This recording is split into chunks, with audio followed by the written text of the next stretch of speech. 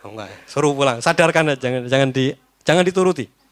Itu astral projection yang dilakukan secara sadar. Beliau kemudian menasihatkan yang pertama, tidak semua yang kita dengar, kita baca layak untuk dihormati dan dihargai. Ya, ini beliau menjelaskan tentang fenomena keluar dari tubuh itu asalnya dari mana. Kami sangat heran kepada sebagian muslim yang percaya dengan omong kosong ini. Padahal muslim tersebut menolak sebagian hadis-hadis, namun kemudian mempercayai pada hal yang tidak ada sandarannya sama sekali.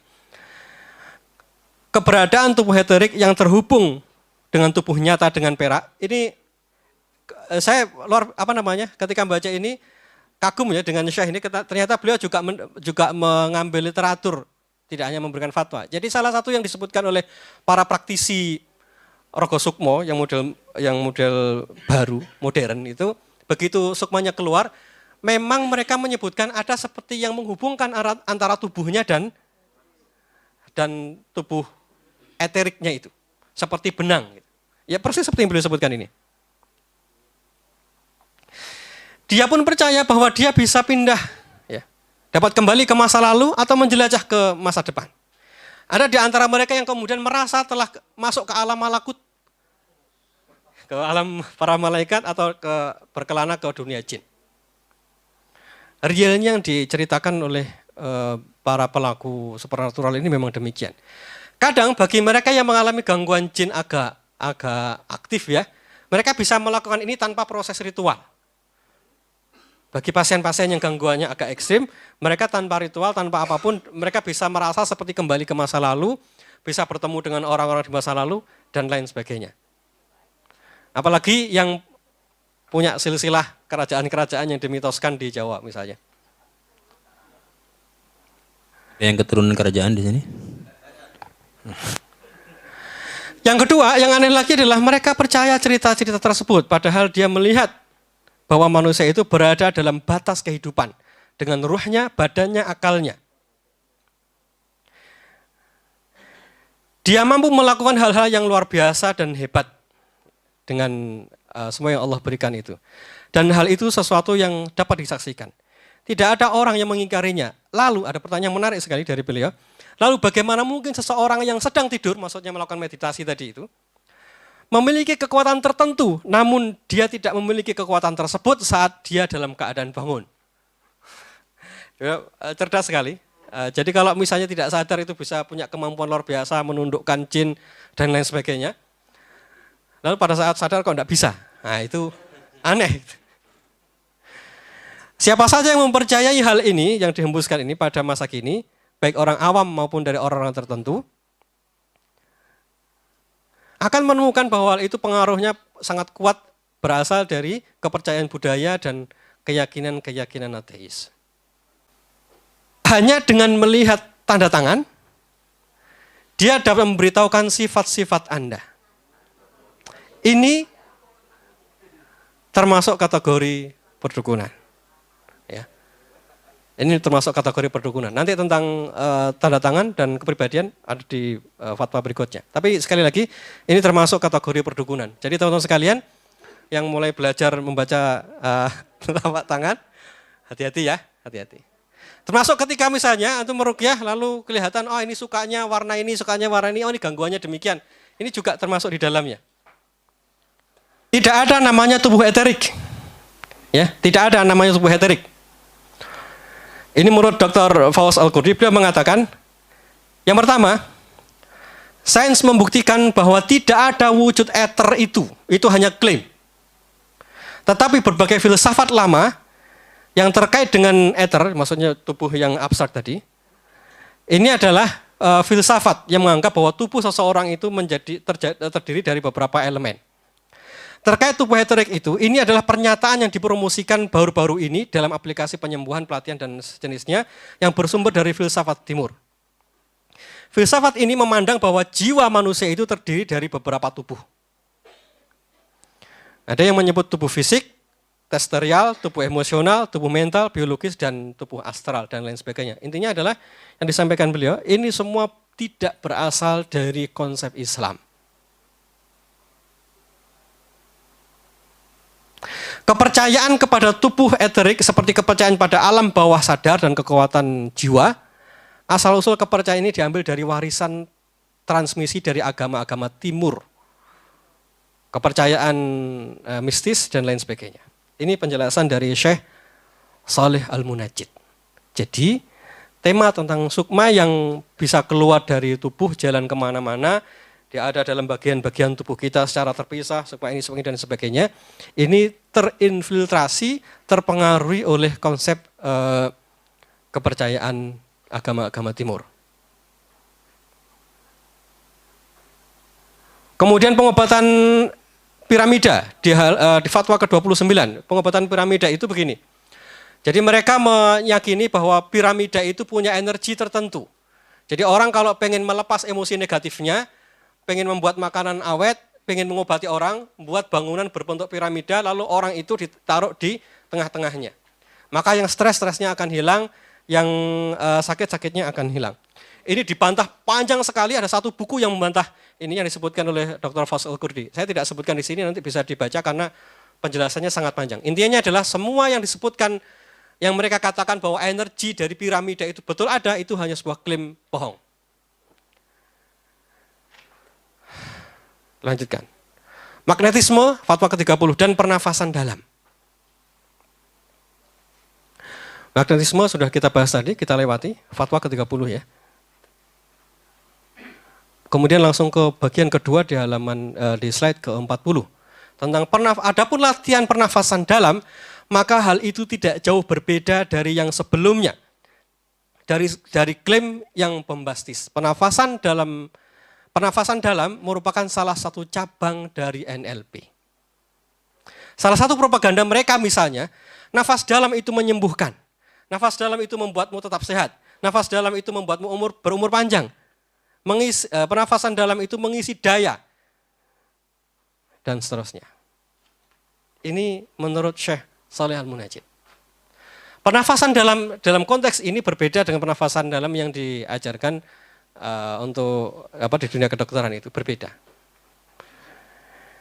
Ya, jadi nanti kalau kaitannya dengan gerakan lalu perlu ada nafas dalam, itu jenis yang ini. Gerakan ditambahi dengan nafas dalam itu termasuk pada jenis yang ini. Beda dengan orang mau melahirkan lalu disuruh atur nafas dulu. Karena memang itu dibutuhkan untuk membantu kontraksi. Berbeda dengan yang ini. Jadi mohon maaf saya tidak menyebut merek, tapi intinya demikianlah. Kemudian tentang bioenergi, Qi dan Prana. Ada buku khusus tentang ini. Mazhab filsafat. Tidak tahu ini apakah sudah direncanakan sama teman-teman untuk menerjemahkan atau belum. Salah satu yang beliau bahas adalah konsep Qi, Qi dan Prana. Konsep itu didasarkan pada keyakinan yang menyimpang tentang hal gaib. Kita lewati. Orang-orang yang menerima konsep tersebut mengklaim bahwa terapi tersebut adalah terapi psikis, fisik, dan spiritual. Yang paling utama dari semua konsep bioenergi itu bersumber pada kekuatan alam semesta yang disebut Qi, Prana, dan Qi. Jadi asumsinya yang disebutkan oleh Dr. Faisal Al-Qurdi, energi yang kemarin kita bahas itu dalam bahasa aslinya itu adalah Qi, Qi, Prana, dan Qi. Itu bahasa aslinya. Seseorang dapat menarik dan mengalirkan kekuatan itu. Jadi ini seperti energi yang bisa dipindah-pindahkan. Ini kalau dulu zaman SD kita pernah lihat film Cina, Shaolin yang mentransfer energi, nah itu konsepnya ada di sini. Nah NLP ini dan apa yang disebut dengan ilmu energi itu, slide ke-44, melandaskan pada keyakinan-keyakinan tertentu dan masalah-masalah gaib yang tersembunyi, seperti energi alam atau kosmik, cakra, energi feminim, maskulin, kepercayaan terhadap ether, dan lain sebagainya. Nah, kemudian di ujungnya beliau mengatakan, saya heran bagaimana setelah argumen ini semua para pelatih tetap bertahan dengan latihan-latihan yang dianggap sepele ini. Bagaimana bisa dikatakan sepele, padahal latihan-latihan tersebut memiliki akar filosofis, ideologis, dan teosofis yang serius. Jadi masalahnya itu bukan sekedar olah nafasnya, masalah seriusnya itu ada pada akar filosofisnya. Nah ini yang tidak diterima oleh teman-teman ketika berdiskusi. Fatwa ke-32 tentang yoga. Orang sezaman Syekh Shalih Al-Munajjid, beliau mengakui bahwa ada sebagian yang mengatakan melarang mutlak, sebagian yang lain membolehkan, dan sebagian yang lain membedakan, hanya sekedar membedakan saja, dengan syarat-syarat tertentu. Dan tidak satupun dari mereka sejauh yang kami tahu menyangkal. Mereka berbeda, artinya para ulama yang berbeda pendapat itu, ada yang memisahkan yang murni fisik, kemudian ada yang kalau yang dibarengi dengan konsepnya itu tidak boleh, kalau yang dicampur bagaimana, nah itu mereka berbeda pendapat tentang itu. Tetapi mereka yang berbeda pendapat ini semuanya mengakui bahwa asal-usul olahraga ini itu bersumber dari Hindu, kemudian menjadi Buddha. Fokus ke yang saya pull. Ulama yang membedakan satu yoga dengan yoga yang lainnya, maka pendapatnya tidak diterima karena ketidaktepatan terhadap apa yang mereka kecualikan dari larangan itu. Kalau di Fatwa MUI memang yang tadi saya sebutkan, dia membolehkan yoga yang murni fisik. Namun pernyataan yang sangat cerdas dari beliau mengatakan begini, karena ketidakmampuan orang untuk membedakan mana yang diizinkan dan mana yang dilarang. Jadi tetap saja walaupun tadi ada orang yang ingin memurnikan yoga hanya sekedar untuk olah fisik, prakteknya tetap tidak bisa. Karena nanti begitu pada gerakan tertentu itu harus ada olah nafas, harus ada mengheningkan cipta dan sejenisnya. Jadi memang tidak bisa. Dengan demikian yoga ini adalah olahraga yang bersifat spiritual dan fisik sekaligus. Obesitas kita lewati, sudah kita bahas tadi pagi. Kemudian terapi membaca pikiran melalui nama, tulisan dan tanda tangan. Kalau Syekh Shalih Fauzan, kalimat beliau singkat sekali, slide ke-47. Fatwa ke-38. Beliau mengatakan perbuatan tersebut termasuk dalam perbuatan mengklaim mengetahui hal gaib. Tanpa penjelasan. Syekh Shalih Fauzan hanya mengatakan begitu. Final. Kemudian Syekh yang lain menjelaskan agak lebih jauh. Kami bertanya tentang fenomena yang telah menyebar di kalangan perempuan dan laki-laki. Fenomena tersebut berupa selembar kertas dengan gambar dan bentuk tertentu. Lalu kita diminta untuk melengkapinya. Lalu sebagian yang lainnya menentukan, menebak-nebak karakter orang tersebut melalui pelengkapan gambar itu. Kata Syekh Muhammad Hamud An-Najid ini, beliau mengatakan, analisis karakter melalui gambar dan tanda tangan itu dianggap sebagai bentuk perdukunan modern, termasuk kategori ramalan dan astrologi. Perbuatan ini termasuk perbuatan syirik. Menganalisis karakter atau kepribadian melalui telapak tangan, tanda tangan ya, kemudian analisis melalui nama, termasuk perbuatan perdukunan dan kategori berbohong atas nama Allah SWT. Masih dibahas lagi oleh Dr. Fauz Al-Qurdi, ini yang lebih detail. Bagaimana tentang menganalisa kepribadian melalui tulisan tangan atau grafologi? Tahu ya grafologi ya? Orang disuruh nulis lalu ditebak sifatnya. Ada 3 yang beliau sebutkan, kemarin saya share di grup hanya 2. Sengaja saya share hanya 2. Yang pertama, analisis kepribadian yang batil. Apa itu? Analisis yang diklaim berdasarkan karakteristik yang sifatnya rahasia. Seperti kepribadian melalui warna favorit. Ini warnanya pink, sukanya demikian. Oh ini warnanya putih, sukanya karakternya demikian. Ini termasuk kategori ramalan. Kemudian binatang piaraan kesukaannya apa? Nah, yang suka kucing sama yang suka macan itu kayaknya beda dan seterusnya. Kemudian huruf-huruf yang menyusun namanya. Semua itu sebenarnya adalah bentuk perdukunan ramalan dalam pakaian yang baru. Bentuk analisa seperti ini tidak berbeda dengan ungkapan bahwa orang lahir pada bintang ini dia akan memiliki karakter sedemikian atau astrologi ya. Astrologi. Bintangmu apa? Capricornus. Aries. Neptunus. Neptunus ada.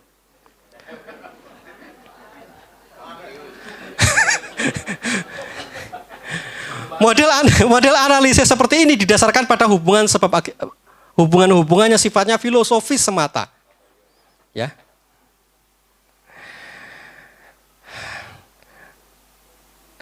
Kemudian dari situ keluarlah analisa, orang punya nama demikian, dia akan begini. Kemudian penyuka warna ini dan seterusnya. Ada peruqyah yang pakai ini? Nah, insya Allah tidak ada. Ramalan kepribadian menggunakan tulisan tangan dan seterusnya, ini masih kategori yang tadi. Misalnya, analisis kepribadian melalui telapak tangan atau tanda tangan menambah jenis ramalan yang batil ini. Ini termasuk kategori perdukunan. Karena tidak perlu dipikirkan keterkaitan karakteristik itu tadi atau kepribadian tadi dengan huruf yang bengkok, lurus, miring dan seterusnya. Itu tidak ada kaitannya sama sekali. Nah, kemudian analisis kepribadian yang dibenarkan. Pada slide ke-52. Analisis kepribadian yang dibenarkan adalah yang dilakukan dengan standar pengujian penalaran induktif dengan mengungkap sifat-sifatnya, kecenderungannya yang positif, negatif, dan lain sebagainya melalui wawancara dan pengamatan. Ngobrol, lalu ketemu, oh ini sifatnya demikian. Yang demikian ini baru diperbolehkan karena berdasarkan data ada hubungan sebab akibat bisa terbaca dengan sangat mudah. Apa? Pakai instrumen, ya. Ya. Itu instrumen wawancara maksudnya. Instrumen wawancara, bukan yang dibaca bukan jenis tulisannya.